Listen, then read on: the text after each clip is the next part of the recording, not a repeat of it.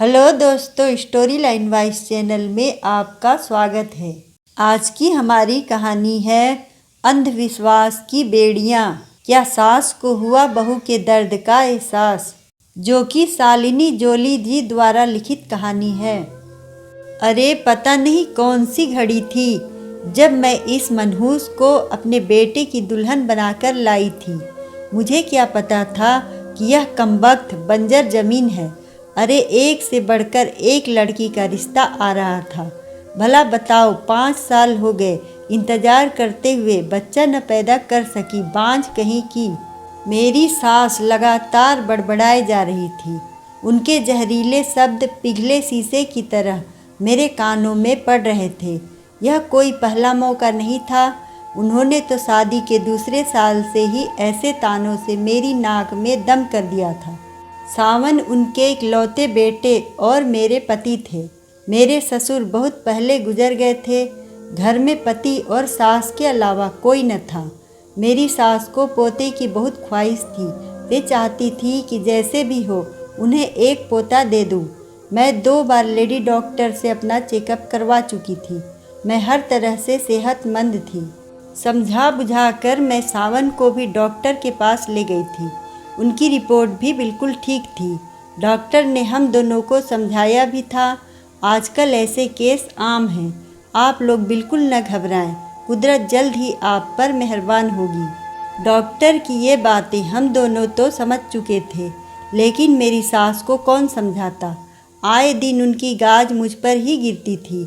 उनकी नज़रों में मैं ही मुजरिम थी, और अब तो वे यह खुलेआम कहने लगी थी कि वे जल्द ही सावन से मेरा तलाक करवाकर उसके लिए दूसरी बीवी लाएंगे, ताकि उनके खानदान का वंश बढ़े। उनकी इन बातों से मेरा कलेजा छलनी हो जाता। ऐसे में सावन मुझे तसल्ली देते, क्यों बेकार में परेशान होती हो, माँ की तो बड़बड़ाने की आदत है। आपको क्या पता, आप तो सारा दिन अपने काम पर होते हैं। वे कैसे कैसे ताने देती हैं। अब तो उन्होंने सबसे यह कहना शुरू कर दिया है कि वो हमारा तलाक करवाकर आपके लिए दूसरी बीवी लाएंगी। तुम चिंता न करो, मैं न तो तुम्हें तलाक दूंगा और न ही दूसरी शादी करूंगा, क्योंकि मैं जानता हूँ कि तुम में कोई कमी नहीं है। बस कुदरत हम पर मेहरबान नहीं है। एक दिन हमारे गांव में एक बाबा आया। उसके बारे में मशहूर था कि वह बेऔलाद औरतों को एक भभूत देता, जिसे दूध में मिलाकर पीने से उन्हें औलाद हो जाती है। मुझे ऐसी बातों पर बिल्कुल यकीन नहीं था, लेकिन मेरी सास ऐसी बातों पर आंख कान बंद करके यकीन करती थी। उनकी जिद पर मुझे उनके साथ उस बाबा के आश्रम जाना पड़ा। बाबा 30-35 साल का हट्टा कट्टा आदमी था। मेरी सास ने उसके पांव छुए और मुझे भी उसके पांव छूने को कहा। उसने मेरे सिर पर हाथ रखकर आशीर्वाद दिया। आशीर्वाद के बहाने उसने मेरे सिर पर जिस तरह से हाथ फेरा, मुझे समझते देर न लगी कि ढोंगी होने के साथ साथ वह हवस का पुजारी भी है। उसने मेरी सास से आने का कारण पूछा। सास ने अपनी समस्या का जिक्र कुछ इस अंदाज में किया कि ढोंगी बाबा मुझे खा जाने वाली निगाहों से घूरने लगा। उसने मेरी आंखें देखी, फिर किसी नतीजे पर पहुंचते हुए बोला, तुम्हारी बहू पर एक चुड़ैल का साया है, जिसकी वजह से इसे औलाद नहीं हो रही है। अगर वह चुड़ैल इसका पीछा छोड़ दे तो कुछ ही दिनों में यह गर्भ धारण कर लेगी, लेकिन इसके लिए आपको काली माँ को खुश करना पड़ेगा। काली माँ कैसे खुश होंगी? मेरी सास ने उत्सुकता से पूछा। तुम्हें काली माँ की एक पूजा करनी होगी। इस पूजा के बाद हम तुम्हारी बहू को एक भभूत देंगे। इसे भभूत अमावस्या की रात में 12 बजे के बाद हमारे आश्रम में अकेले आकर अपने साथ लाए दूध में मिलाकर हमारे सामने पीनी होगी। उसके बाद इस पर से चुड़ैल का साया हमेशा हमेशा के लिए दूर हो जाएगा। बाबा जी, इस पूजा में कितना खर्चा आएगा? ज़्यादा नहीं, 7-8 हज़ार रुपये। मेरी सास ने मेरी तरफ ऐसे देखा मानो पूछ रही हो कि मैं इतनी रकम का इंतजाम कर सकती हूँ। मैंने नज़रें फेर ली और ढोंगी बाबा से पूछा, बाबा इस बात की क्या गारंटी है कि आपकी भभूत से मुझे औलाद हो ही जाएगी? ढोंगी बाबा के चेहरे पर फौरन नाखुशी के भाव आए। वह नाराज़गी से बोला, बच्ची, हम कोई दुकानदार नहीं हैं जो अपने माल की गारंटी देता है। हम बहुत पहुँचे हुए बाबा हैं। तुम्हें अगर औलाद चाहिए तो जैसा हम कह रहे हैं वैसा करो, वरना तुम यहाँ से जा सकती हो। ढोंगी बाबा के रौद्र रूप धारण करने पर मेरी सास सहम गई।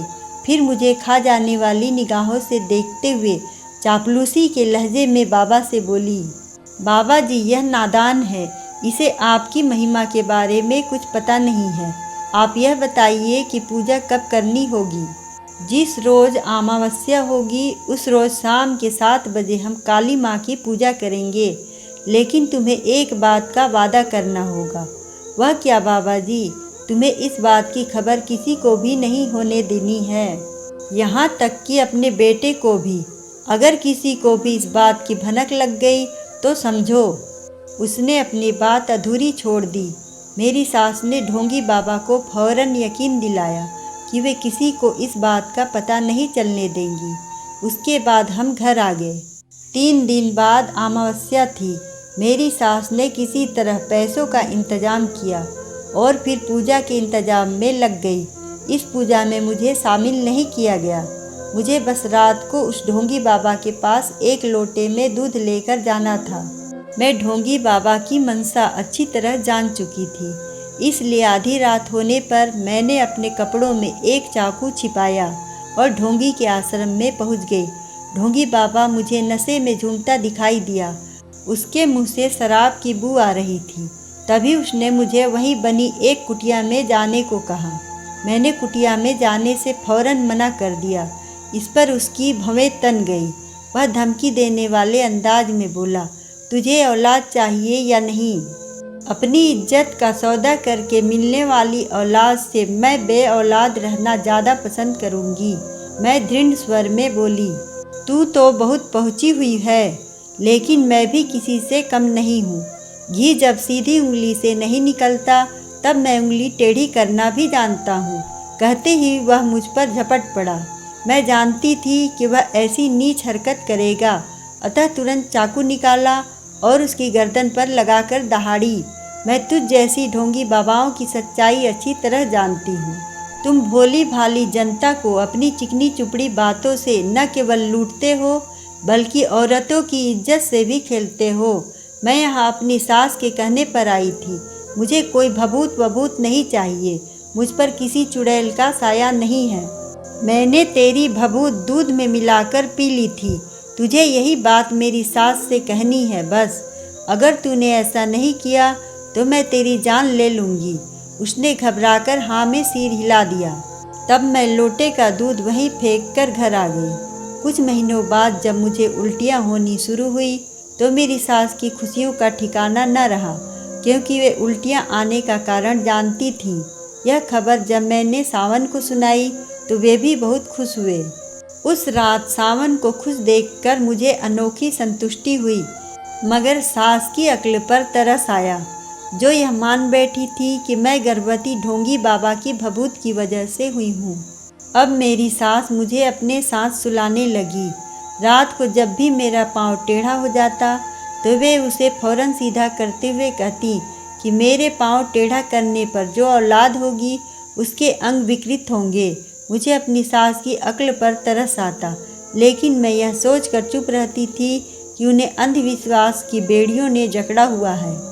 एक दिन उन्होंने मुझे एक नारियल लाकर दिया और कहा कि अगर इसे भगवान गणेश के सामने एक झटके से तोड़ दूंगी तो मेरे होने वाले बच्चे के गालों में गड्ढे पड़ेंगे, जिससे वह सुंदर दिखा करेगा।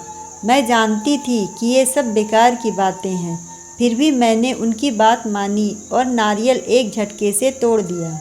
लेकिन इसी के साथ मेरा हाथ भी जख्मी हो गया और खून बहने लगा। लेकिन मेरी सास ने इसकी जरा भी परवाह नहीं की और गणेश की पूजा में लीन हो गई। शाम को काम से लौटने के बाद जब सावन ने मेरे हाथ पर पट्टी देखी तो इसका कारण पूछा। तब मैंने सारी बात बता दी। तब वे बोले, राधिका, तुम तो मेरी माँ को अच्छी तरह से जानती हो। वे जो ठान लेती हैं उसे पूरा करके ही दम लेती हैं। मैं जानता हूँ कि आजकल उनकी आंखों पर अंधविश्वास की पट्टी बंधी हुई है, जिसकी वजह से वे ऐसे काम भी कर रही हैं जो उन्हें नहीं करने चाहिए। तुम मन मारकर उनकी सारी बातें मानती रहो, वरना कल को कुछ ऊंच नीच हो गई तो वे तुम्हारा जीना हराम कर देंगी। सावन अपनी जगह सही थे। जैसे जैसे मेरा पेट बढ़ता गया वैसे वैसे मेरी सास के अंधविश्वासों में भी इजाफा होता गया।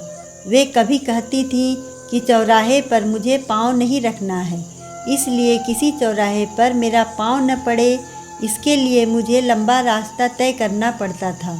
इससे मैं काफ़ी थकावट महसूस करती थी, लेकिन अंधविश्वास की बेड़ियों में जकड़ी मेरी सास को मेरी थकावट से कोई लेना देना न था। 8वां महीना लगने पर तो मेरी सास ने मेरा घर से निकलना ही बंद कर दिया और सख्त हिदायत दी कि मुझे न तो अपने मायके जाना है और न ही जलती होली देखनी है। उन्हीं दिनों मेरे पिताजी की तबीयत अचानक खराब हो गई। वे बेहोशी की हालत में मुझसे मिलने की गुहार लगाए जा रहे थे, लेकिन अंधविश्वास में जकड़ी मेरी सास ने मुझे मायके नहीं जाने दिया। इससे पिताजी के मन में हमेशा के लिए यह बात बैठ गई कि उनकी बेटी उनके बीमार होने पर देखने नहीं आई। उन्हीं दिनों होली का त्यौहार था। हर साल मैं होलिका दहन करती थी, लेकिन मेरी सास ने मुझे होलिका जलाना तो दूर, उसे देखने के लिए भी मना कर दिया। मेरे बच्चा पैदा होने से कुछ दिन पहले ही मेरी सास मेरे लिए उसी ढोंगी बाबा की भभूत लेकर आई और उसे मुझे दूध में मिलाकर पीने के लिए कहा। मैंने कारण पूछा तो उन्होंने कहा कि मैं ऐसा करूँगी तो मुझे बेटा पैदा होगा। अपनी सास की अक्ल पर मुझे एक बार फिर तरस आया। मैंने उनका विरोध करते हुए कहा, माँ जी, मैंने आपकी सारी बातें मानी हैं, लेकिन आपकी यह बात नहीं मानूंगी। क्यों? सास की भवें तन गई, क्योंकि अगर भभूत किसी ऐसी वैसी चीज़ की बनी हुई होगी तो उसका मेरे होने वाले बच्चे की सेहत पर बुरा असर पड़ सकता है। अरे भूल गई तू कि इसी भभूत की वजह से तू गर्भवती हुई थी। उनके लाख कहने पर भी मैंने जब भभूत का सेवन करने से मना कर दिया तो न जाने क्या सोचकर वे चुप हो गईं। कुछ दिनों बाद जब मेरी डिलीवरी होने वाली थी तब मेरी सास मेरे पास आई और बड़े प्यार से बोली, बहू देखना, तुम लड़के को ही जन्म दोगी। मैंने वजह पूछी तो वे राज खोलती हुई बोली, बहू तुमने तो बाबा जी की भभूत लेने से मना कर दिया था, लेकिन उन पहुँचे बाबा जी का कहा मैं भला कैसे टाल सकती थी, इसलिए मैंने तुझे वह भभूत खाने में मिलाकर देनी शुरू कर दी थी। यह सुनते ही मेरी काटो तो खून नहीं जैसी हालत हो गई। मैं कुछ कह पाती उससे पहले ही मुझे अपनी आंखों के सामने अंधेरा छाता दिखाई देने लगा। फिर मुझे किसी चीज़ की सुध नहीं रही और मैं बेहोश हो गई। होश में आने पर मुझे पता चला कि मैंने एक मरे बच्चे को जन्म दिया था। ढोंगी बाबा ने मुझसे बदला लेने के लिए उस भभूत में संख्या जहर मिला दिया था। संख्या जहर के बारे में मैंने सुना था कि यह जहर धीरे धीरे असर करता है। 1-2 बार बड़ों को देने पर यह कोई नुकसान नहीं पहुंचाता, लेकिन छोटे बच्चों पर यह तुरंत अपना असर दिखाता है। इसी वजह से मैंने मरा बच्चा पैदा किया था। तभी ढोंगी बाबा के बारे में मुझे पता चला कि वह अपना डेरा उठाकर कहीं भाग गया है। मैंने सावन को हकीकत से वाकिफ कराया तो उसने अपनी माँ को आड़े हाथों लिया। तब मेरी सास पश्चाताप में भरकर हम दोनों से बोली, बेटी मैं तुम्हारी गुनहगार हूँ। पोते की चाह में मैंने खुद को अंधविश्वास की बेड़ियों के हवाले कर दिया था। इन बेड़ियों की वजह से मैंने जाने अनजाने में जो गुनाह किया है उसकी सज़ा तुम मुझे दे सकती हो। मैं उफ तक नहीं करूँगी। मैं अपनी सास को क्या सज़ा देती। मैंने उन्हें अंधविश्वास को तिलांजलि देने को कहा तो वे फौरन मान गई। इसके बाद उन्होंने अपने मन से अंधविश्वास की जहरीली बेल को कभी फलने फूलने नहीं दिया। 1 साल बाद मैंने फिर गर्भधारण किया और 2 स्वस्थ जुड़वा बच्चों को जन्म दिया। मेरी सास मारे खुशी के पागल हो गई। उन्होंने सारे गांव में सबसे कहा कि वे अंधविश्वास के चक्कर में न पड़ें, क्योंकि अंधविश्वास बिना मूठ की तलवार है। जो चलाने वाले को ही घायल करती है। अगर आपको कहानी अच्छी लगे तो वीडियो को लाइक करें, चैनल को सब्सक्राइब करें और कमेंट में बताएं कि आपको कहानी कैसी लगी। धन्यवाद।